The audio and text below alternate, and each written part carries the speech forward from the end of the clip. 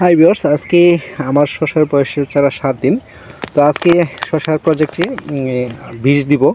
তো মূলত বীজ বলতে ছত্রাকনাশক, যেটা এই যে ম্যানসার দেখতে পাচ্ছেন, এই ম্যানসারটা আমরা প্রতি লিটার পানিতে 1.5 গ্রাম হারে দিব। যেহেতু চারা ছোট, যখন বড় হবে তখন 2 গ্রাম দিতে হবে।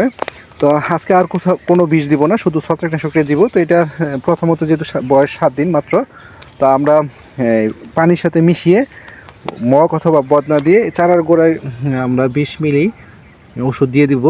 পানি মিশ্রিত পানি চারা এবং মাটি ভিজিয়ে দিব।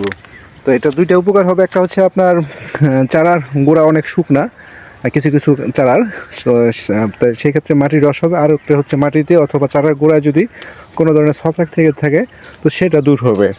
তো এটা আজকে 7 দিন দিব, তারপর আবার 3 থেকে 4 দিন পরে আবার আমরা স্প্রে করব। আজকে স্প্রে করব না, শুধু চারার গোড়ায় ওষুধ দিয়ে ভিজিয়ে দিব। আর মূলত তখন আমরা ছত্রাকনাশক, মাকড়নাশক এবং কীটনাশক দিয়ে দিব, 3টা ওষুধ দেবো। এটা হচ্ছে 3 থেকে 4 দিন পরে। তো প্রিয় দর্শক, ভালো থাকবেন এবং ভিডিওটি যদি ভালো লেগে থাকে অবশ্যই লাইক, কমেন্ট এবং শেয়ার করবেন, এবং আমার ইউটিউব চ্যানেলটা সাবস্ক্রাইব করে রাখবেন নতুন নতুন ভিডিও সবার আগে পেতে।